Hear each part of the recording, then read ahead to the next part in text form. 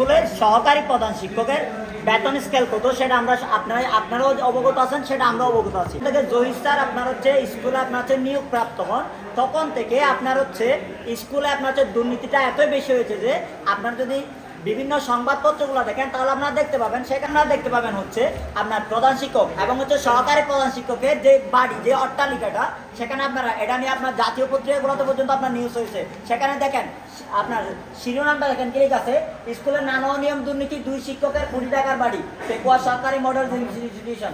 সহকারী প্রধান শিক্ষকের নির্মাণাধীন বাড়ি হচ্ছে 5 তলা, আর আমাদের প্রধান শিক্ষকের বাড়ি হচ্ছে আপনার 3 তলা। তাহলে ওনাদের এই টাকার উৎসটা কোথায়? এবং এটা নিয়ে আপনার কি হয়েছে, বারবার এটা নিয়ে আপনার রিপোর্ট হয়েছে প্রত্যেকটা জাতীয় পত্রিকার মধ্যে।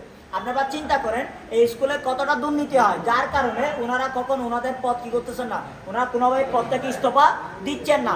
এবং হচ্ছে আমরা যেটা জানি বিশেষ ক্লাসের নামে যে টাকাগুলো উঠে প্রত্যেক মাসে 4 থেকে